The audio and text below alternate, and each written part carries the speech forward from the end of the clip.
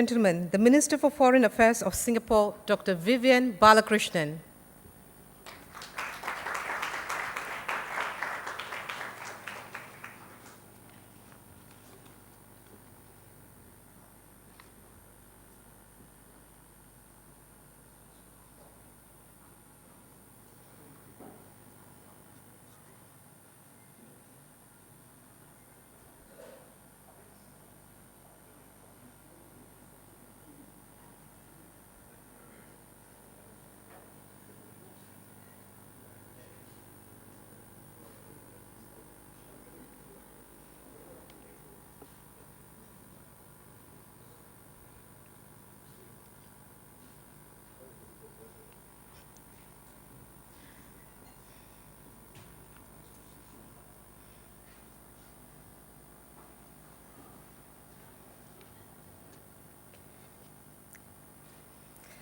A very good evening, Dr. Vivian Balakrishnan, Minister for Foreign Affairs, Republic of Singapore, Your Excellencies, Mr. Lim Thuan Kwan, Singapore's High Commissioner to India, Mr. Jawed Ashraf, India's High Commissioner to Singapore, Ambassador Gopinath Pillai, Chairman, Institute of South Asian Studies at the National University of Singapore, and Ambassador at Large, Ministry of Foreign Affairs, Singapore, Mr. Chandradit Banerjee, Director General, Confederation of Indian Industry, CII, Mr. Tarun Das, former Chief Mentor, CII, and Chairman, Institute of Economic Growth, India, distinguished guests, ladies and gentlemen.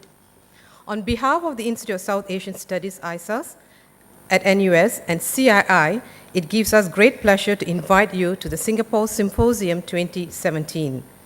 The topic of today's symposium is India, Singapore, and ASEAN, Shared History, Common Future.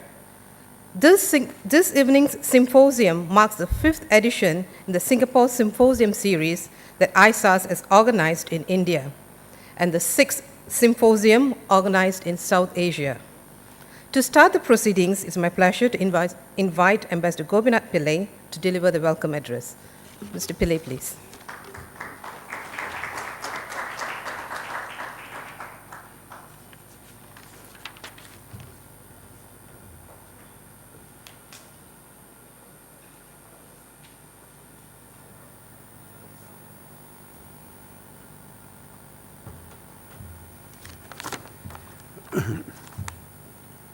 Dr. Vivian Balakrishnan, Minister of Foreign Affairs, Singapore, Your Excellency, Mr. Jawed Ashraf, India's High Commissioner to Singapore, my friend Lim Thuan Kwan, we know him as KT, Singapore's High Commissioner to India, Mr. Chandradit Banerjee, Director General, Confederation of Indian Industry, my friend Mr. Tarun Das. The others are also my friends, but I thought I better emphasize this. Ladies and gentlemen, welcome to this symposium. I think Sitara has told you the background of this. The Institute of South Asian Studies has been organizing this symposium together with CII for 5 times so far. This is the 5th one. We have done it 4 times. The very first one, the main speaker was our founding father of Singapore, Mr. Lee Kuan Yew. The next one was our present Prime Minister, Lee Hsien Loong. Then we had Mr. Tharman, we had Mr. Shanmugam, and this is the next one. Singapore Symposium is part of ISAS and CII's ongoing efforts to foster closer exchange and cooperation between Singapore and India. These symposiums provide the opportunity for a frank and candid sharing of views and perspectives on India-Singapore relations and on their interactions with other parties of the world. Today's symposium is the subject of today's symposium is India, Singapore, ASEAN, a shared history, a common future. There are 4 key words in this: shared history, the future, common future. I think one needs to contemplate on this. The shared history, my friend Mr. Professor Tan Tai Yong has said that Singapore has got a history of 700 years. But you look at Southeast Asia, the Indian kingdoms, mainly from the south, have been in the region for more than a few thousand years. So we have a very long history. That is good background for our future, what we are going to build. But for the future, I think we need to look at what is important and what is it that we can do. If you take one ASEAN country, say Singapore, and look at India, and look at the possibilities, you'll realize how immense it is. In India, with its very deep talent pool, one of the largest in the world, and Singapore, which is good at reinventing itself to keep up with the changing world, learning the skills, moving in tandem with the changes in the world. If these two were to combine, I think what can be produced will be spectacular. And if you take what Singapore can do, can be done by other ASEAN countries, then you have even a bigger sort of a canvas to work on. And this is something that we have to look at. Sometimes Singapore-India relations, the usual expression is a problem-free relationship. This is both good and bad. Problem-free, good, but sometimes when you have a love affair that hasn't got excitement, it is just, moving along. But we need to create that little excitement to make sure that Singapore, India, ASEAN, the relationship matures into an active one. We should not allow it to slide and go into a very lethargic mood so that nothing substantial happens. We have to make sure that it is kept evergreen, the love is evergreen, and we produce whatever we can within our means, which can contribute to not only Southeast Asia, but also to the world. Finally, may I just, on behalf of ISAS and CII, thank the Minister for sparing the time to be here. If the Minister is not embarrassed by something I'm going to say, I hope he's not. Most of you have not heard him speak. From his school days, he has been a star speaker. He's one of the best speakers in the school debates that I have witnessed. I used to be a judge in some of them, so I'm not trying to say how old I am, but it does indicate that. But he was one of the top speakers. So I'm sure you are in for a good half an hour, 40 minutes. And then, of course, interchange. We are interaction, which is moderated by another very interesting person called Tarun Das. Thank you very much.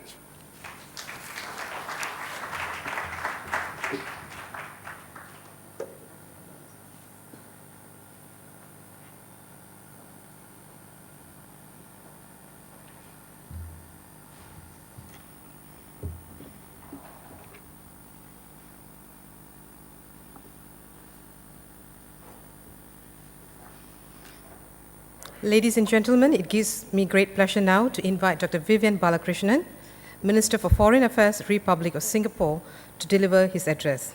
Minister, please.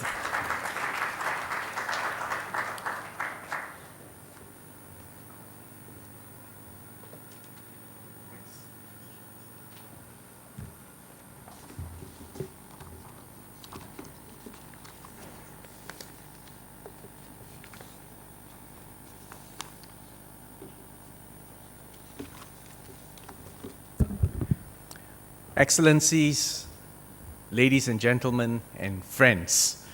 I say friends because, Gopinath, I can honestly say as I look around the room, there are many old friends of us in Singapore. And when I say old, I don't mean white-haired variety, although the fact that you referred to me as a schoolboy appearing before you as a judge,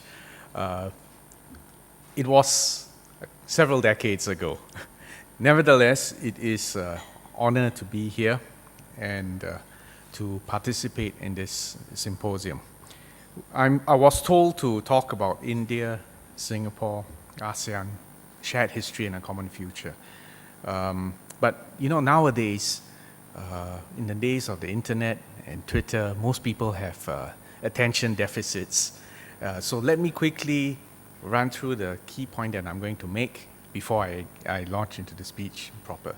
Basically, if you forget everything tonight, there are 3 key points that I want to leave with you. The first is that, let me make sure I get all this done in order.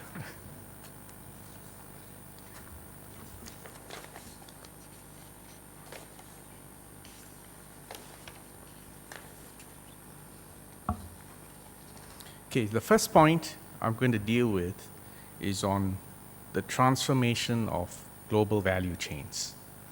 The second is on connectivity, and the third is on the digital aspects of connectivity going forward. And I want to preface my comments by saying I'm not going to be politically correct. Some of the things I'm going to say, I hope will not cause a diplomatic incident, but may not necessarily be politically correct for planners both in Singapore and in India. And the reason why I need to do so is if I'm going to take up your precious time, I might as well make something that is worthwhile, if not provocative. So a little bit of excitement in the relationship. So let's start first with situating our time and space. This is 2017. We have celebrated the 25th anniversary of the ASEAN-India relations this year. And I want to say this with no immodesty, that in fact, within ASEAN, within Southeast Asia, Singapore has been a key advocate, a key champion for India and India's engagement in Southeast Asia. Many times people think of Asia and when they actually mean East Asia, and they don't naturally think about South Asia's link to the larger Asia.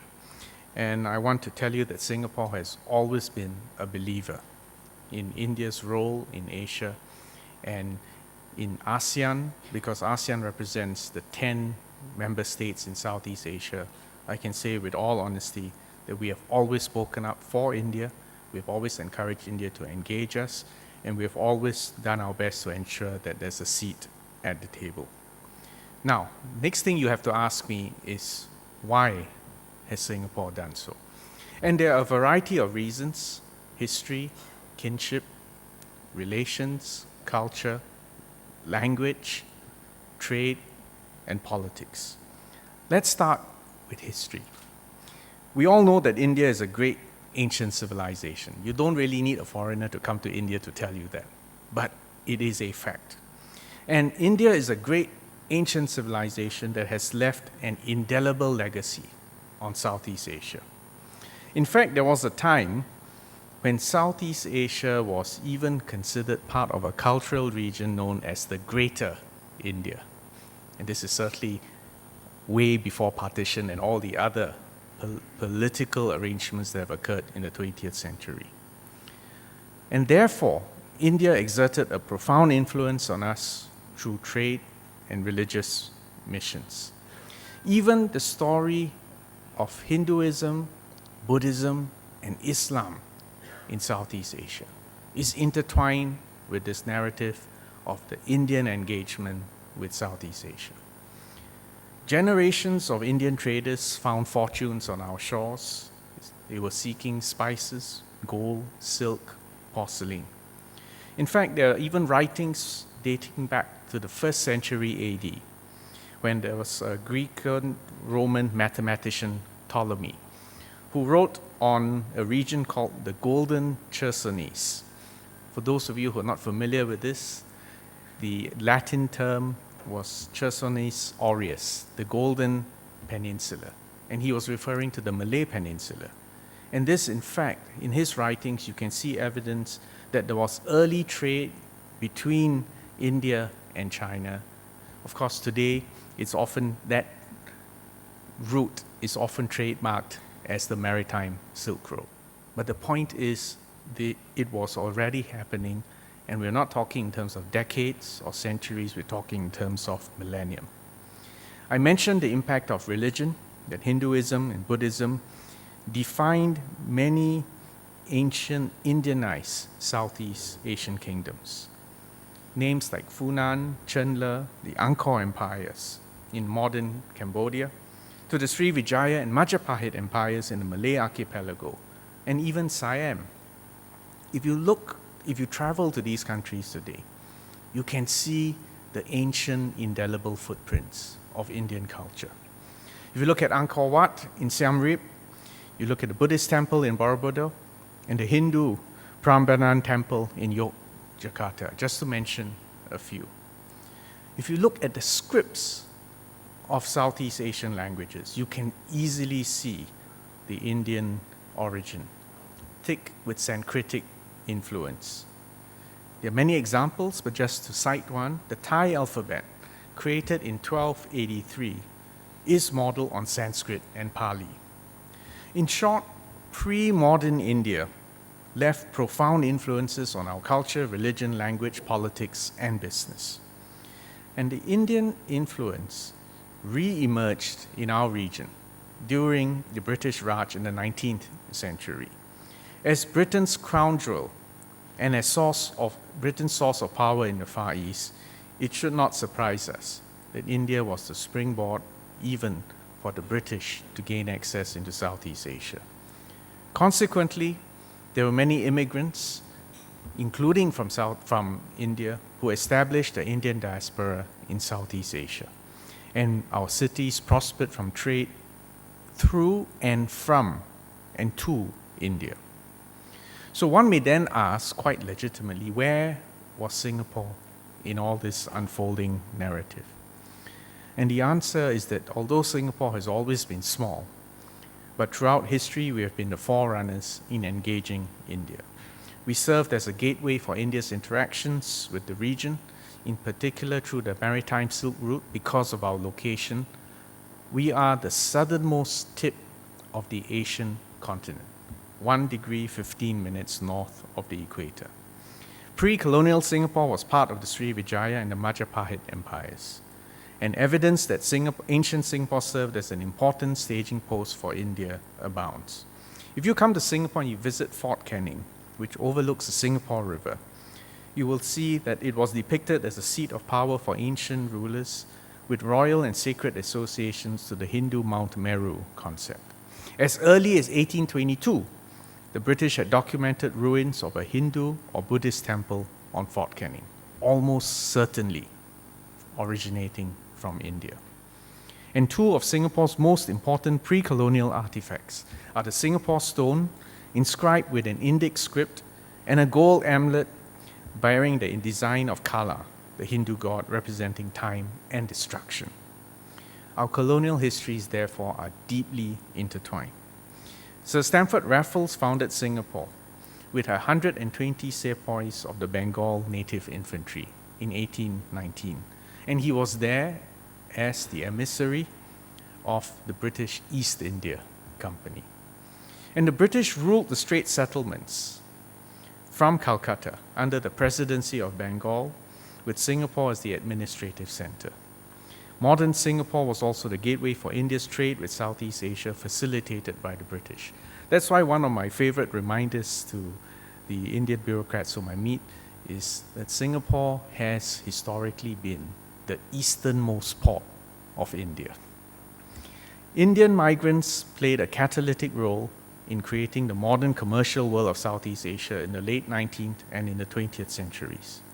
And many Indians who served the British stayed behind to build new communities and countries when the colonial yoke was lifted. Fast forward to today, and you see some aspects of history repeating itself. Singapore's ties with India are as deep as in the early days, perhaps even deeper, because today we are commanders of our own destinies and not as a result of a colonial hangover. We continue to support and facilitate India's engagement with the region, which, in a modern context, the political entity known as ASEAN. And Singapore remains the hub for India to do business, trade, and interact with the region. Bilaterally, we have celebrated 50 years of diplomatic relations in 2015, and we elevated it when Prime Minister Modi came to Singapore on that year to a strategic partnership. We continue to build on institutional mechanisms for cooperation in areas like trade, defense, finance, culture. But ultimately, the proof of the pudding is in the eating. And if you bear with me, let me share some statistics. It may sound dry, but these statistics will, I hope, prove to you the depth and the value of the India-Singapore relationship. In 2016, India was Singapore's 10th largest trading partner, whilst we were the second largest foreign investor in India. Now, I'm always shocked having to recite this statistic, and I always ask my staff to double check. Can it be that a city-state with 5.5 million is the second largest foreign investor in India and the largest foreign investor in China? Shocking as those statistics are, they are true. Cumulative Singapore FDI into India from the period 2000 to 2016 is US $45.9 billion. This represents, I believe, about 16% of Indian FDI. And we have significant investments across India. Let me name a few. Earlier this afternoon, when I met Foreign Minister Sushma Swaraj, I recited those same numbers and assured her these are not round-tripping numbers because they are real investments in India. Let me cite a few examples. Ascenda Singbridge operates IT parks across India worth close to 2 billion Singapore dollars. PSA is developing the Bharat Mumbai container terminal worth 1.32 US dollars. Sembcorp has a 2.6 gigawatt power complex in Andhra Pradesh worth 3 billion US dollars. Singapore Airlines has partnered Tata to form Vistara. All these investments are real, and they're not done for political reasons. These investments are proof that we believe in India, in India's potential and India's future. And interestingly, and Tarun Das, I think, will be able to vouch for this, the start of Singapore's India fever in the 90s coincided with India's Look East policy, also in the early 90s. And we were very fortunate that our second Prime Minister, Mr. Goh Chok Tong, believed especially in India and helped to light the fire for the India fever. So that's why, since the beginning, Singapore has been one of India's strongest proponents in ASEAN and indeed in the region.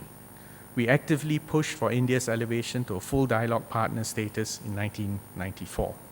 And I'm glad that in the years since then, India's relations with ASEAN have broadened and deepened considerably since then. India became a summit-level partner in 2002 and a strategic partner of ASEAN 10 years later. There are about 30 dialogue mechanisms established covering trade, tourism, agriculture, and energy. Which brings me back to the 25th anniversary of ASEAN-India relations this year. This is timely because not only are we celebrating our shared history and reflecting on our current achievements, but also charting a common future. Many of you are familiar with our calls to promote greater economic integration, and especially through the RCEP, the Regional Comprehensive Economic Partnership. Now, I'm not going to run through all the usual talking points for that, but let me suggest 3 concrete ideas to advance India ASEAN cooperation, which I believe Singapore, as a maritime, aviation, and financial hub, can play a catalytic role. First is the point on global value chains. We are living through another industrial revolution. I mean, some people call it, Industry 4.0, others say it's a digital age, computer revolution, whatever it's called. The fact is, the simultaneous advances in pervasive computing, in broadband connectivity, in mobile connectivity, the advances in artificial intelligence, the advances in material science, the new potential for additive manufacturing, and the fact that we live in a day and age where we are always on and always connected. These simultaneous advances are transforming the way we live, work, play, make a living, organize ourselves, mobilize our societies. And if you look at the history of the previous industrial revolution, the reason why we are speaking English today, the reason why we spoke about the British Raj, was because the last industrial revolution began in England and then Europe, and ultimate beneficial heir of it was the United States. Now that there is another revolution, the key question is, will we be early adopters? Will we be early beneficiaries? Will we be ahead of the curve? Or will we be caught in its backwash? If you just think about global value chains, in the last industrial revolution, value chains became dispersed, meaning the place where the raw materials were extracted, the place where components were built, and then the next place where components were assembled into finished products, and then ultimately reaching their global markets were often different. And this is a game which Singapore understood well, because 50 years ago, before globalization became a catchword, because Singapore was cut off from its hinterland, and we were forced to welcome back foreign companies because we needed their technology, their management, their networks, and their markets. We did not have the luxury of import substitution. We were forced to plug into globalization 50 years ago, before it became fashionable. And that gave Singapore a head start. Our per capita GDP when we were independent was about $500 US. Today, it's in excess of 50,000 US dollars. That kind of transformation occurred for a variety of reasons, but one of those reasons is that we plugged into a global value chain at the right time, and we were in the right place. The question now, and if you take additive manufacturing as a point, today, if you open containers, you either find finished products or you find subcomponents on the way for assembly. If tomorrow additive manufacturing or 3D printing really becomes pervasive, the contents of containers are likely to contain precursors. For instance, polylactones, which you use in 3D printing, rather than components. Containers will become more dense. There'll be less air and packaging in it. But that's not all. In a day and age when the cost of energy in the United States is cheaper than China, and I suspect even than India, and the markets are still there, the locus of manufacturing is likely to change. Now, what all this means is that transport, logistics, shipping, and so on, those routes, those modalities, those containers are all going to be transformed. And if you want to have an even more fanciful idea, today we talk about 20-foot equivalents, or 30-foot or 40-foot containers. But imagine a future of 1 cubic foot containers. But each of these containers may be even self-propelled. each of these containers having a little bit of electricity to maintain, for instance, refrigeration or climate control, you can almost imagine a world of logistics where things move in small packets in a distributed way. It's the way packets of information are transmitted on the internet today. Now, what I'm saying is that global value chains are going to be completely disrupted. Certainly for a port city like Singapore, we are focused on that, because if we don't move ahead, then our status as a key node for transshipment of logistics, and do not forget that there is an intimate economic connection between production, logistics, and services. So I leave that as one thought for why India will also need to rethink its global value chains, its position in that chain, and how it will engage and connect those chains with ASEAN.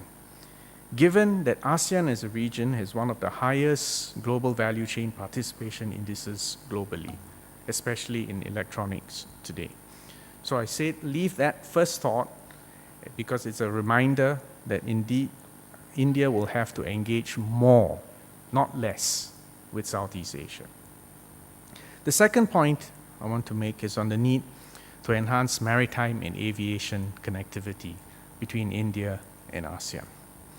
On maritime connectivity, India can tap into Singapore's expertise in ports, and you know that, and that's why, in a sense, PSA is also engaged in the project in Mumbai. PSA has been a global player, and whilst it's been involved in India, involved in Sri Lanka and other places, it can certainly do a lot more. And PSA has strengthened its our research and development, developing driverless automated guiding vehicles and other augmented reality platforms for use in equipment maintenance, troubleshooting, and repair. On aviation connectivity, India has many airports ready and available to connect to many more points in ASEAN.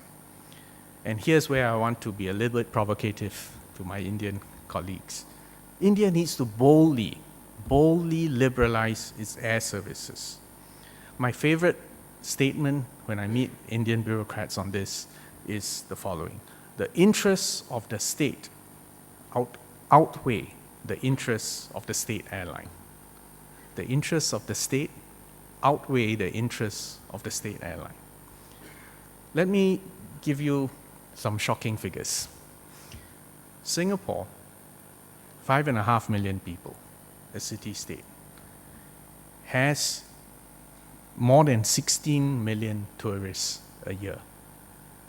And when I say 16 million, I exclude the people who come across the causeway, the world's busiest land crossing, just by air. Tourists, 16 million, population, 5.5 million. In other words, the ratio of tourists to population is 3:1. I asked my staff just now, how many tourists come to India every year? And the number is half the number of tourists who come to Singapore, about 8.2 million. Now, of course, that number is going to grow. But if you think about India's size and population, natural resources, and beauty, and history, and culture, it cannot be that India is content with 8.2 million tourists. In fact, if India was to adopt the Singapore ratio, right, there should be 3.6 billion tourists to India. I just cite this as an example of untapped potential if you're willing to boldly liberalize some sectors. That gap is incredible. It's no surprise, therefore, that India is already amongst the 5 fastest growing aviation markets globally. A study commissioned by the International Air Transport Association found that there's a 10% increase in air connectivity can boost India's economy by US 600 million. But as I've cited to you just now, the potential is so vast. It's almost you can plug in any number you like. You can generate huge numbers of jobs and value added. And one of the key things about tourism is that it really does generate jobs within the country, and it provides for value capture within the country, which is quite different from manufacturing and participating in global value chains. So I make my point again that a more liberal air service regime will create an entire ecosystem for airports, for infrastructure, for tourism, for business linkages, services industry. My third and final point is on digital connectivity. I've already talked about the digital revolution and what its impact on global value chains. But we actually need to think about the intangible aspects of digital connectivity. We already know that, in fact, one of the key side effects of going digital is to reduce the friction for transactions, but even more important than that, if you really go digital, you ultimately reduce or even remove human intervention in transactions. To put it even more prettily, it reduces the license raj, and it reduces even the possibility of corruption. You know as well as I do, this is why Prime Minister Modi launched demonetization, why he has launched a nationwide electronic identification system, the Aadhaar system, and why he's moving so much of India's commerce onto digital platforms. It's not just going digital for digital's sake, but the fact that it completely transforms the ways transactions are executed, reducing human scope for human intervention, enhancing transparency, enhancing efficiency, and in that way, hopefully, actually accruing more value to primary producers and to the people who are already adding value to the economy. So one area which we hope that there'll be more interaction between Singapore, ASEAN, and India is in this digital arena. We already have commercial projects such as NETS. NETS is an electronic payment system in Singapore with RuPay in India. And Singapore could potentially serve as RuPay's first overseas market. We can explore connecting our e-payment systems, such as the Unified Payments Interface and the iFast financial system in Singapore. We can ride on Aadhaar to implement and to facilitate cross-border Know Your Customer accounts for seamless onboarding and for tracking of customers across both countries' markets. We can create smart financial centers through new fintech initiatives, such as an innovation village for startups to co-create in India and across Southeast Asia. In sum, there are many new exciting opportunities for us to engage in game changers. And in a sense, if we do all this, think again about it. A new industrial revolution, transform global value chains, expanded connectivity between India and Southeast Asia, and game-changing developments in the digital arena. All this, in a sense, actually is repeating history again.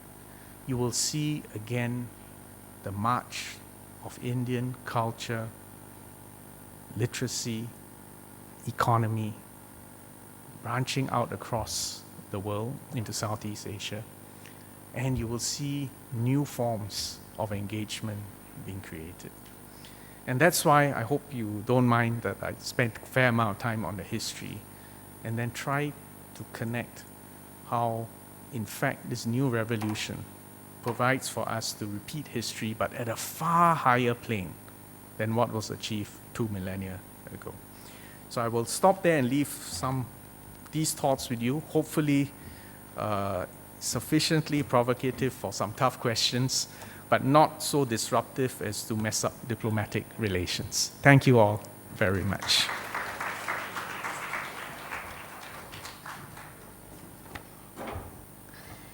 Thank you, Minister. It's my pleasure now to invite Mr. Das, who's making his way up, to chair the interactive session.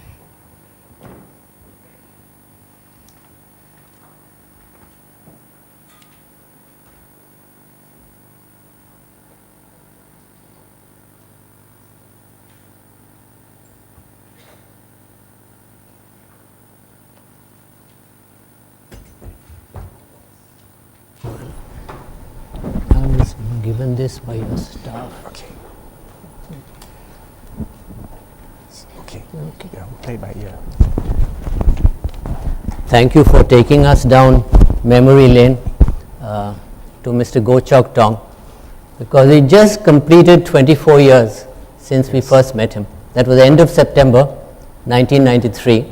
Yes. And a year later, Mr. Narasimha Rao went and gave his famous Singapore lecture Yes. and the Look East policy. And I think Mr. Goh Chok Tong has kind of kept his faith with India right Yes. through the many ups and downs that we've had. Minister, I wanted to pick up on your reference to digitization, because you're also minister in charge of the Smart Nation Initiative. So what is this? Will you share something? Well- Because this seems to be very connected with. The real minister in charge of Smart Nation in Singapore is the Prime Minister. So we decided that we would not create another ministry, but that there would be a group within the Prime Minister's office who would basically act as disruptors, facilitators, and catalysts. So let me step back and say what motivated the Prime Minister in the first place. I mentioned just now the digital revolution that is completely upending, disrupting the way we live, work, play, do business, transact with one another, mobilize our societies. And he said, well, we better upgrade the operating system of the civil service and of the country so that we are au fait with these new technologies and we can take advantage. Ultimately, it's about jobs. You know, we all live in a day and age when there's a lot of middle-class anxiety because what was previously white-collar, stable employment is suddenly under pressure. That's why you're seeing election outcomes in Europe, America, many other places, where there is an age of uncertainty, and sometimes the political answers are not actually the ideal answers. In Singapore, we decided, well, we have to address this issue of jobs. We know that the economy is still growing. We know that there are jobs, new jobs being created, but there's a skill shortage. And we need to make sure that our people, both the young, middle-aged, or even those who are older, have the right and relevant skills for these new jobs. So I'm saying one key motivation really is about jobs, jobs, jobs. Okay. Another motivation has been about improving the quality of life. I'll give you an example. If you look at all major metropolises, you look at New Delhi, you look at Beijing, for example. In the early phases, you would have seen a lot of bicycles or even bullock carts. And then as you get more prosperous, you see cars, buses. And one of the key things that goes up is the number of PM 2.5 particles in the air. And I think, We know it. you can see it. We can you see can it. smell it. Right? And as a doctor, I can tell you this. There's no such thing as a safe level of PM 2.5.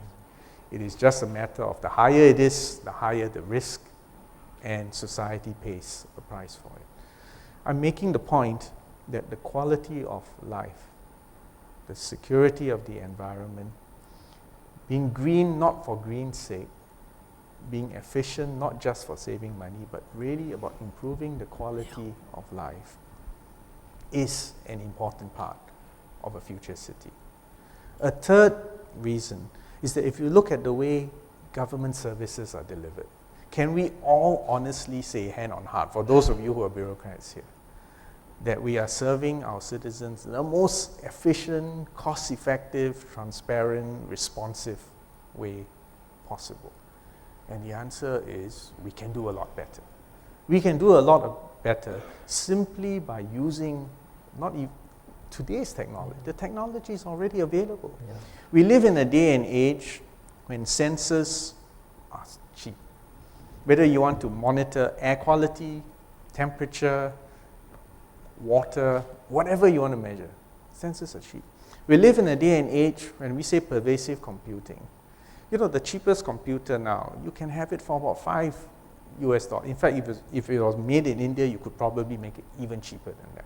Computing could be down to $1. We live in a day and age when there's massive connectivity. Are we using the information, the data, to improve public services? So that was another motivation. The final point I want to make is that the new digital world has not created one happy global village. In fact, paradoxically, as everyone is on Facebook or Twitter or whatever your favorite social media platform is, you become more aware that you are a minority. You may be an Indian in India and you feel like a majority, but you're aware that the majority of the world is not Indian, does not speak Hindi or Tamil or whatever it is. So it's no surprise that extremists and terrorists, in fact, have become master users of this new technology to spread hateful messages, to incite hatred and violence. So this, simplistic idea that just connect everyone up and everyone will live happily ever after is wrong. Yeah. But at the same time, you can't resort to good old-fashioned censorship of the past, where you only had a few state newspapers and a few state channels. The whole of society needs to reevaluate our values, what we stand for, what brings us together as communities. And people all over the world are looking for identity and values. And if you don't provide that, especially to the younger generation, and especially to young men, that's when you create a class of ready recruits for extremists with simplistic but ultimately futile and wrong answers. So for all these reasons, the Prime Minister said, no, we have to get a move on. And he's lit a fire. And the key thing, like I said, it's not really a technological issue. What you really need innovation is at the policy arena. Every bureaucrat, every minister, every permanent secretary has to sit back and say, well, how does this change the way I operate? So that's really what this is about. Minister, you referred to the Prime Minister just now. In the National Day speech in August, I try to follow what's happening in your country. He gave 3 national priorities. Yes. You have talked about one just now, Yes. Smart Nation Initiative. But there were 2 other priorities which are very curious to me, but amazing. So one was preschool education, Yes. and the other was diabetes. Yes. Both very close to you, by the way, in Yes. terms of your Yes. professional background Yes. and all. So how come preschool education, diabetes, national priority, National Day speech of the Prime Minister? Yes. Can you No, many people were help us to understand? Yeah, many people were a bit bemused. Why is the Prime Minister talking about kindergartens and diabetes on a national stage? Let me give you the background. I used to be a pediatric ophthalmologist, an eye surgeon. And sometimes babies are born with cataracts. Cataracts is not something that occurs only in old people. If you have a baby with a dense cataract, and if I did not operate on that baby within 3 or 4 months, but let's say I postponed the operation to 3 or 4 years, I could do a technically perfect operation, but the baby whom I operated on later would never have the same quality of vision as the baby whom I operated earlier. Now, same surgeon, Same technique, different timing. Why? And that's because children are not just miniature adults.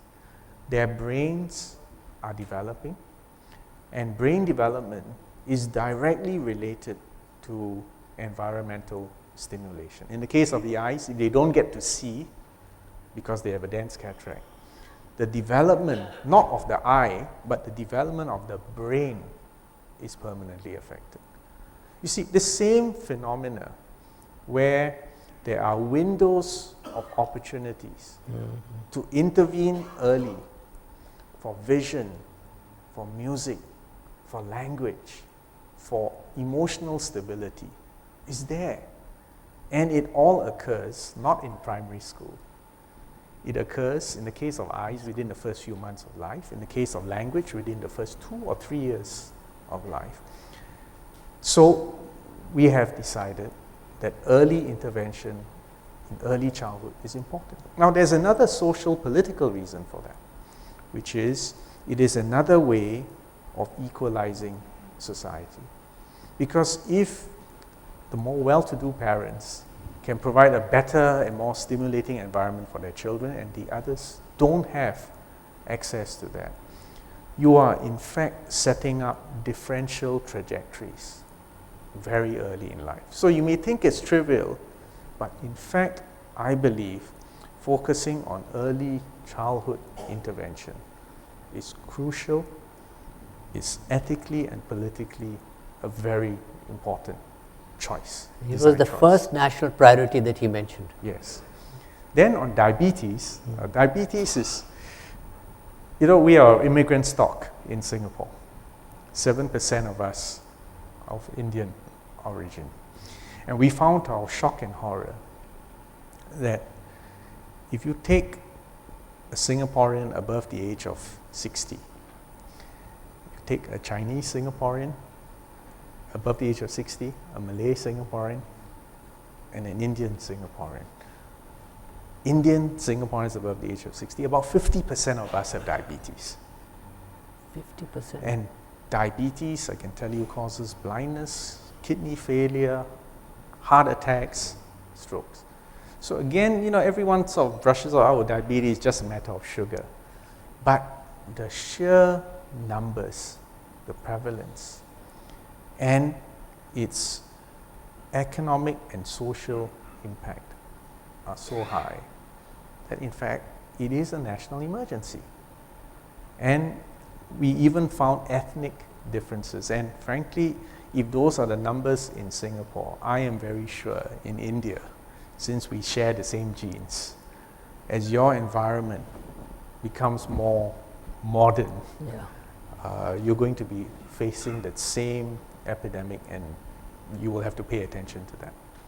So it may seem, I cite these 3 examples, they may seem trivial, but like many things in life, the small things matter, and early interventions matter even more so. So Singapore just happens to be one of those places where we don't take anything for granted, and we try to micromanage or over-engineer our situation. I'm not saying you need to be like us, but I think you can use us as an interesting guinea pig, a canary in the mine. And in the government, you have a department for public cleanliness? Yes. Something you looked after once upon a time? Yes, we do. A department of public cleanliness? Yes, because it's like when Prime Minister Modi made one of his priorities, clean toilets. Yeah. Again, many people, some people may have been amused or even dismissed, but in fact, simple, basic hygiene saves far more lives than having the most well-trained specialist medical doctors. One of the first things that PAP did when it came to power, Mr. Lee Kuan Yew did, was to insist on clean water, clean sanitation, and a clean and green environment. And I can tell you as a doctor, that saved far more lives than the interventions of well-trained doctors. So when your Prime Minister talks about toilets and cleaning rivers, he's got a rave audience in Singapore because we've been through that we understand both how important it is and yet how difficult it is. To clean a river requires, let me give you an example. The Singapore River, some of you may be familiar with it. Frankly, in the good old days, you could smell it. It was an open sewer. In 10 years, it was cleaned up. How did this get done? Well, first, land use. You've got to make sure that all the polluting industries and polluters by the river are moved. And you know how difficult land use, zoning, and enforcement is. Then you've got to enforce public cleanliness, because every scrap of paper or worse, pollution or waste that lands on a street ultimately ends in your river. Yeah. If you're not willing to or able to enforce that, you can't clean up your river. I'll give you another example. The sewers in the Singapore city, they were laid 100 years ago by the British. You know as well as I do, ultimately sewers will leak. You actually need to go back in there, seal those sewers. Otherwise, no matter how clean your streets are, you will still get contamination of your rivers. So it requires, in the case of Singapore, we found a way where we didn't have to dig up all the sewers. We now send little robotic machines in there which seal the old sewers with impermeable polymer. It's just another example that you need to pay attention to small details, and you can use existing technology to solve it. But we know, therefore, that for the Prime Minister to say he wants clean water, he wants toilets, and he wants clean rivers, it's an enormous challenge. But if you can execute it, then you can send people to Mars and to the moon. India already has all the technology it needs. Yeah. Right? It's a matter of planning and execution. And can you imagine when all that comes together, can you imagine the great potential of this place? Because you're so big and so wealthy. I want to take you away from the domestic to the region. Yes. You mentioned ASEAN, but you mentioned the C word only once. Yes. So let's go to China. We have our continuing difficulties with China. I, for one, believe that we will continue to have those difficulties, but there are much wiser, much more knowledgeable people in the audience, like Mr. Shiv Shankar Menon, Yes, Mr. Shamsaran. But you've also had some difficulties lately, according to reliable reports. So, where are you with China now? No, things are fine. In fact, I was just there with the Prime Minister 3 weeks ago, and then last week I was just in Washington, so I can tell you as Foreign Minister, all our accounts are square and fine. But actually it is worth taking a couple of steps back. And I mean, we didn't have time today to really talk about China, because China will require many sessions. But a couple of points are worth emphasizing.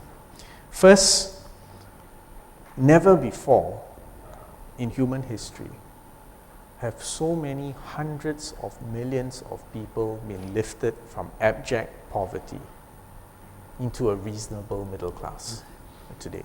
It's never occurred at this scale and at this pace. So whatever your differences or your disagreements or your views on China, you must give credit to a system that has been able to lift so many people so quickly out of abject poverty into a reasonable middle class. The next point then must be, how did China achieve that? And the answer is that China looked around. The Industrial Revolution had occurred. In fact, to go back to our colonial history, China suffered humiliation because it was not at the forefront of the last Industrial Revolution. The only country in Asia that at least belatedly got onto that train was Japan with the Meiji Restoration. And again, you saw the impact of getting there first and growing your economy and ultimately military potential. China looked around and learned that lesson. And that's why Deng Xiaoping decided in the late 70s to reform, transform the economy, opened up China, and the China of today, which is the manufacturing center of the world, is a result of that fundamental economic restructuring. So that's how they did it. The third point then is, if a continental-sized economy has connected itself to the world, and remember that it is an economy which is highly dependent on energy imports and highly dependent on trade with the rest of the world. None of us in this room should be surprised that China has interests to defend. Trade routes, energy routes are critical if China is to maintain its growth and its future prospects. That's just basic facts of geography. So yes, of course you have a more assertive or more muscular China, but it is completely reasonable, logical thing to expect. The fourth point then is, right, so I've said you've got a wealthy power, you've got one that connected itself to the world, now has interest to defend. The fourth point is, how should it engage the world? And this is where I think the present round of questions in capitals all over the world. How do you engage this historically unprecedented, wealthy, and now stronger assertive power with reasonable claims to protect, interests to protect? And here is where, we have no say. Singapore's a tiny city-state. We have no say. But from a small city-state perspective, we hope that there will be a world based on a rules-based multilateral world order. We hope that there will be a world where trade and global value chains and connectivity and digitalization will make us more interdependent. Because the converse model is a world of separate and rival blocks competing in zero-sum games and maybe even causing proxy wars. We prefer the former model. Connect, interconnect, interdependent, collaborate, mutual interests, and the pie grows for everyone. Now, that's our wish. We have no say. But we hope, therefore, that China, the US, and ultimately India, because India's population is poised to overtake the population of China within the next 10 years, I'm sure. Unfortunately, India's economy, GDP is only about, I think, a third of China, and its trade is only maybe 1/5 of China. But nevertheless, because India has so much potential, those numbers will be transformed. Now, if you can imagine a world where the United States, China, and India have a modus vivendi which is based not on creating rival blocks and spheres of influence, but a global multilateral rules-based world order based on economic integration and openness, and a combination of both collaboration and competition, that could be a golden age. Golden age for the three continental-sized economies. And because Singapore and Southeast Asia is in the middle of it all, we will have lots and lots of opportunities. So I'm telling you what our preference is, but I'm also telling you we have no say. It depends on India, China, and the United States. There are three other regions you need to be aware of. Europe, and Europe has an existential challenge now of its identity. And then you've got Africa, which is still waiting to take off. And then you have the interesting area in Latin America and South America, which ironically, in the last few years, has actually completely changed its economic orientation to trying to plug into globalization, free trade, and economic integration. So we live in a very interesting time, both because of the technological revolution and also because of the way geopolitics is working its way out. So sorry about the extended answer, but it is really a fascinating topic. If you have time, can we take a couple of questions? Sure. The distinguished people here in the audience. Yes. Especially if you disagree with my analysis, you better. We have the cricket czar here, Mr. Vinod Rai. There's also the banking czar, apart from Mr. Menon and Mr. Shamsaran. Mr. Rai, would you like to put a question or a comment?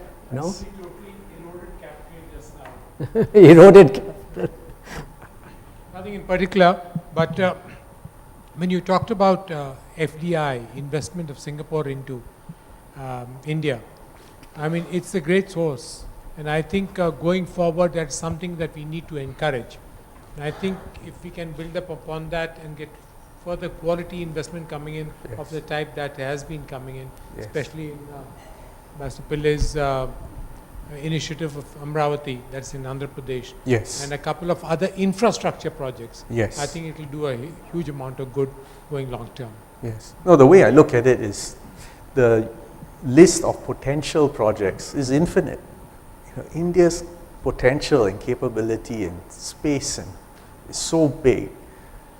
There's more than enough for everyone to go around. It's just a matter of getting it off the ground. But I see great potential. I mean, I think we are still at the early phases of a very significant liftoff. And there's one other ingredient India has, which actually Northeast Asia doesn't have, and that is demographics. Japan is already aging and shrinking. China's workforce has already peaked and is shrinking. India has lots of young people. Over the next 20 years or 30 years, you have a demographic dividend to harvest. But there's a big but. It means education and skills training for that young generation of Indians. And if you can do that, the sky's the limit. If you fail, you have a big problem. Because the worst thing that you can do for any society is to have young people unemployed or underemployed. And that's when you get the ingredients for a lot of social disorder and political problems. But that's, again, another uniquely Indian choice or challenge. You're focused as a country very much now on helping us with skills development. I think you're doing something in Rajasthan. Yes, also that's why we have a center. Northeast also. Yes, we have a center in Delhi. We also have established a center in Rajasthan. Tomorrow I'm flying to Assam. We're going to launch another center there. But again, if you think about it, I mean, what can Singapore, this tiny place, do? I mean, we don't have the scale. But nevertheless, we hope that these are little demonstration projects. And if they work or you draw the lessons from it, it will be upscaled locally, indigenously. And then again, as I said, you get that takeoff.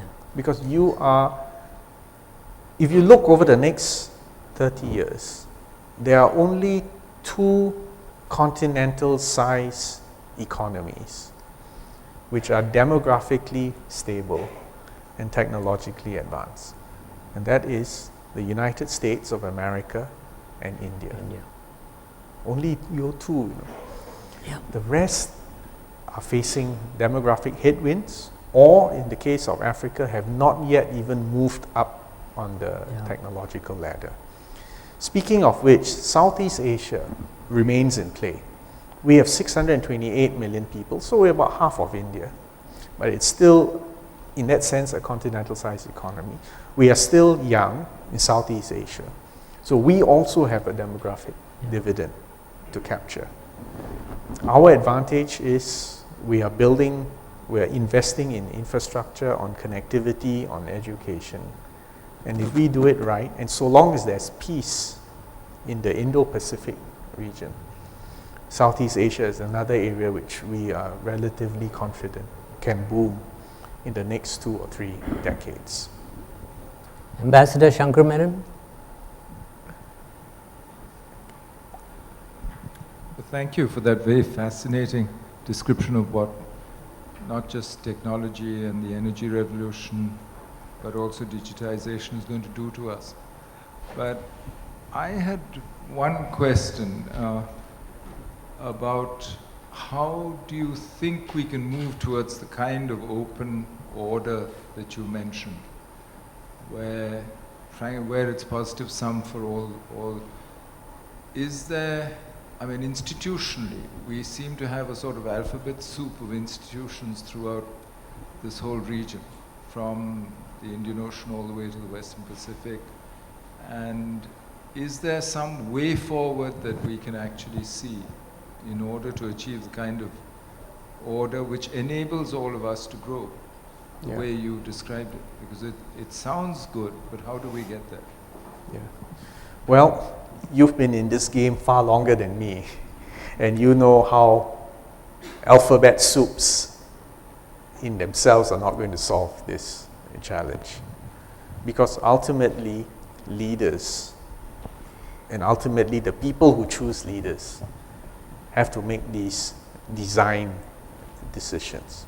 And as I said earlier, the choice is greater integration, lower barriers, win-win outcomes, or rival blocks. The rival block model is the Cold War model, right? And even India had to choose. Yeah. You know, you played your side, your hand in a Cold War model. But I believe we are in a fundamentally different period. During the Cold War, the United States and the USSR were really not invested in each other's economy. They were not intertwined. The USSR was not the largest creditor of the United States. Global value chains were not shared between the USSR and the United States. It was a zero-sum game. There were ideological, political, and social, organizational differences, and it was really a contest as to which model would work. Today, the big game is between the US and China, and ultimately India as the third leg of that tripod. But the difference today compared to, say, even just 20 or 30 years ago is that the interconnects, the interdependence, the intertwining of your 3 continental-sized economies are far, far higher than the situation was during the Cold War. So hence my slight optimism that good sense will prevail. People will realize that, you know, we're in a different age, and really, if we really want prosperity, we need to find ways to live with each other and accommodate each other's actually reasonable concerns. The Chinese will call it core interests. I'm not sure what the Indian term is, but you will have similar definitions. And sometimes in this kind of interconnected world, there will be some issues which are almost impossible to solve. For instance, sovereignty disputes, territorial disputes, and I know you have your share of them. They are politically almost impossible to solve, because which leader will want to say, I'm the one who gave it up? Yeah. It's not politically doable. But on the other hand, to sacrifice an entire lifetime of opportunity for your citizens simply because we couldn't agree on some very difficult issues would be just as wrong. So what I'm saying is that my cause for optimism is not because there's some glorious new United Nations, there's a reform that will save the world. But rather, the more we are connected, the more we are invested in one another, it'll hopefully cause good sense to prevail. Now, there is one other caveat, and that is that politicians have to win the domestic debate. I'm not sure about India, but in many places in the world, whenever a country feels it's unable to compete, the easiest culprit to blame is globalization and the foreigner. Politically, that's the easiest scapegoat. We are familiar with that. Okay, so you have the same political challenge. Now, the problem with that is that the politics of rage, of division and envy, as a politician, I can tell you that's very easy politics to play. But it is not ultimately the road that leads to peace, prosperity, and hope. The challenge is we need local politicians to do the right thing. Yeah. Because if you enrage enough people, you will get paralysis and gridlock and hit a dead end domestically. And if you are weak or divided domestically, you can't really participate in this global interconnected world with the confidence and security, that sense of security that's needed. So one challenge I will openly admit to as a politician is the political discourse. Basically, politicians are not stupid, but how do you do the right thing and win the next election? That is a real challenge. It's a political challenge. Take one last Okay, question. one more. Yes. Ambassador Right. Shamsaran.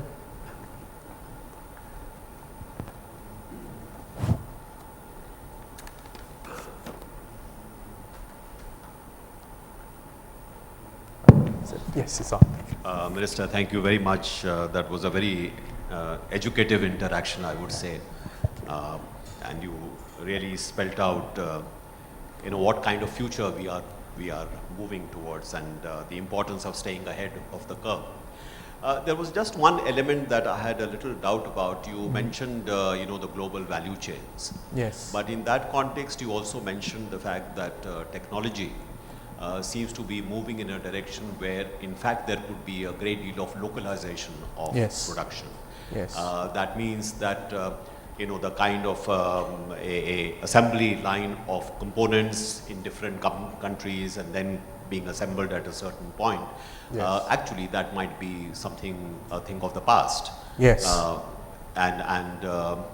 Countries which are perhaps able to localize more successfully and faster using, for example, additive manufacture, may actually be doing better than those who are in fact part of the globalization. So to the extent that globalization is linked to the success of those globalization chains, are we looking at a future where perhaps there could be a good argument that maybe we don't need this extent of globalization? I know that globalization cannot be completely reversed, but I mean there could be an argument that perhaps there are aspects of globalization which you could actually do without. Yes.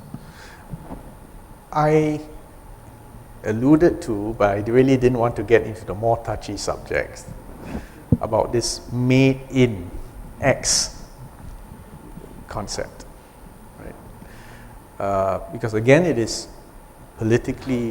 obviously it's politically attractive. And actually, if you look at the transformation in global value chains, actually there may be good sense in that, because why not manufacture your products closer to the market, wherever that market is, right? And I'm saying that with additive manufacturing, with changes in the way things are made and changes in the logistics, those value chains will change. And it is too early to say how it will what the final configuration will be. But I think there are a few factors which will still be in play. Number one, the size of your market. Number two, the productive capacity of your people, which actually translates to education and training of people. Number three, the efficiency of your economic ecosystem, which then touches on government licensing, rules, policies, legislation, judicial processes. And then, even in that brave new world, there will still be questions of availability of natural resources. And one key natural resource of the future is going to be energy. What kind of energy? Clean, dirty, sustainable or non-sustainable? What's the price? And as I said, most people still have not even yet cottoned on to the fact that the price of energy in the United States is lower than it is in China and in India. So I was merely laying out that I think this is an area where you're going to see tremendous change, and we don't think ahead of it. You might be building ports and airports and factories for yesterday's economic model instead of tomorrow's economic model. Your point is, does this mean the end of globalization? I don't believe so, because what could happen is that the material, the physical aspects of globalization and connectivity may change. As I said, the contents of containers will change. But where globalization is still valid is in the globalization of ideas and means of organization and means of structuring your society and your political systems so that they create jobs and hope and social equity for your people. So I think there will still be globalization. There will be globalization of ideas, of designs, of ways of doing things. So I still believe we need to be connected. I still believe India should resume its historical position and its role connecting it to Southeast Asia and to Asia and to the rest of Northeast Asia while you're at it. And that's why I started off with an extended bit on history, because I still believe in globalization and I still believe in India's role and India's potential and in the need for India to connect to Southeast Asia and beyond. The exact details of how it will form, I think we will wait and see. But I think these changes are going to occur faster than we anticipate. In just 10 or 20 years, if you think about the way mobile phones have transformed Indian society, I mean, unthinkable before. But has it yet transformed Indian banking? Has it transformed Indian agriculture? Has it transformed Indian manufacturing? And the answer is not yet. Started, but not yet. We haven't seen the end of this. But what I am convinced is that you still need to connect to Southeast Asia. Just as we all have many old friends here, there should be many new relationships and new friends who can come here in 20, 30 years and debate whether it panned out according to plan. So thank you all again for your attention and for the opportunity to discuss this. My boss, Field Marshal Gopinath Pillai, has said that time is up and you need to go.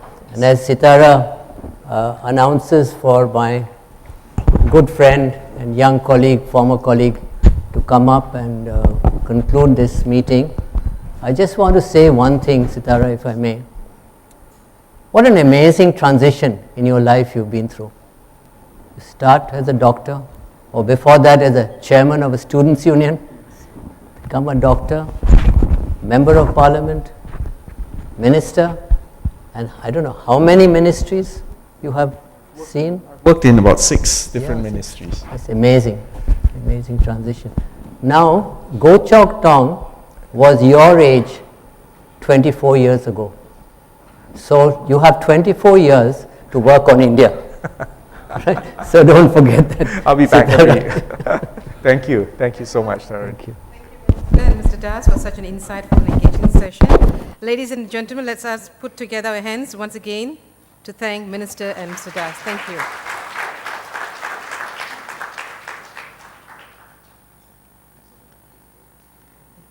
And I would like to invite Mr. Banerjee to give the vote of thanks. Mr. Banerjee, please.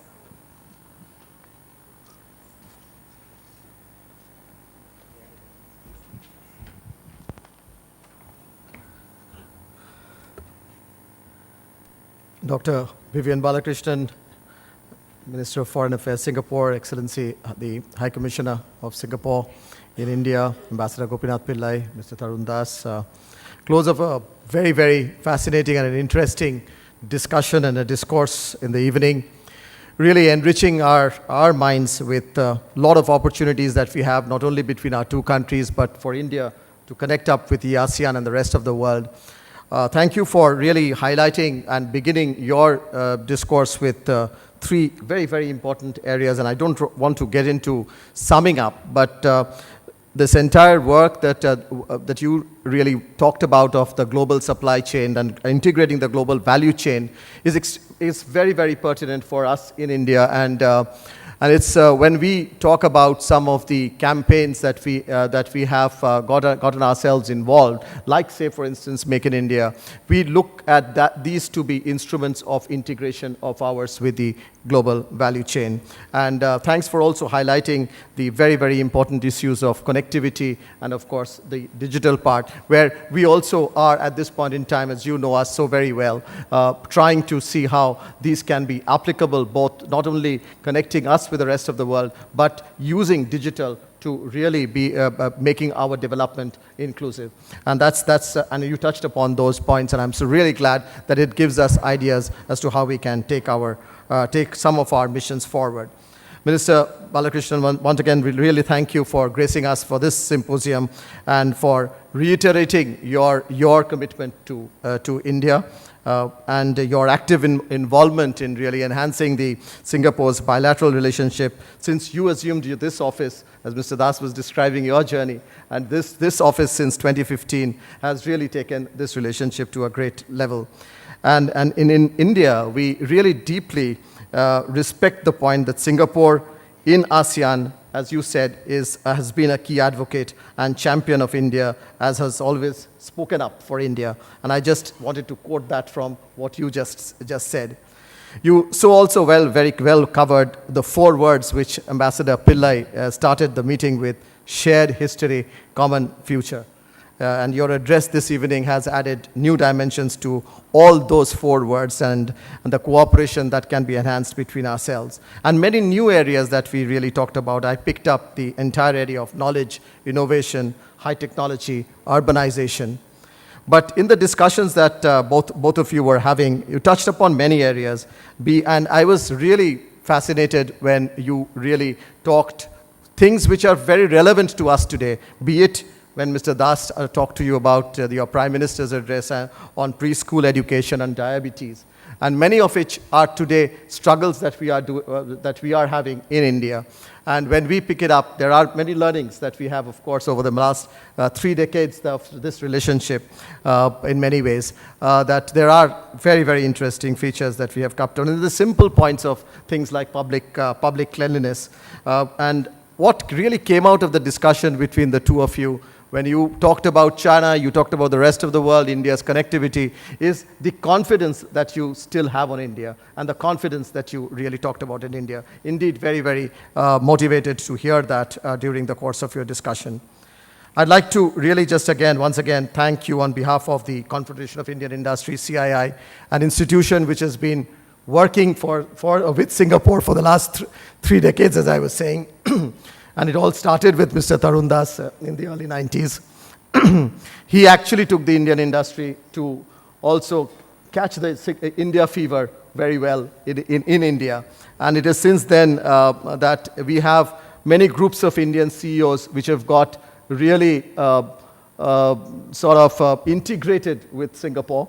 And many of them, some of the stalwarts are of course present in the hall today, but many from the Indian industry who have been exposed to Singapore, brought back learnings, and have been able to work with your great country. And I must say that it had all begun with the phenomenal leadership that Mr. Das gave to the Indian industry at that point in time.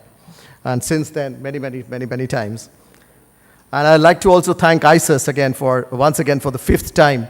Fifth time means that we have done it, and we'll continue to partner in future. Thanks, Ambassador Pillai, for the trust that you've always had on CII and us in really taking some major initiatives that we are also working on besides the Singapore Symposium, which has got so well institutionalized. I'd like to thank also High Commissioner, thank you very much, and the Foreign Office, of course, of Singapore for actually working with us, with CII and with Indian industry so very closely. So with that, I'd like to really request all of you to join me in thanking the Honorable Minister and Mr. Das for giving us such a delightful evening. Thank you very much.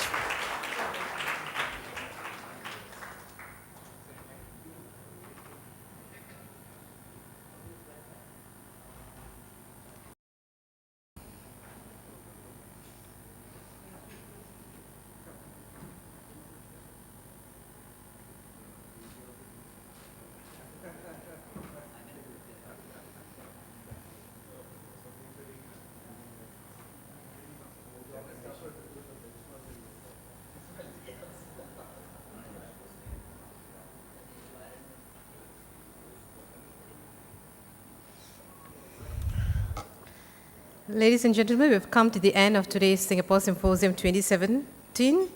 Minister will now take leave. He's got another official engagement to attend to. Meanwhile, please stay on and join us for dinner. It's served at the back of this ballroom. And once again, ladies and gentlemen, thank you for your presence and participation, and we look forward to continued support to ISAS and CII. Have a good evening.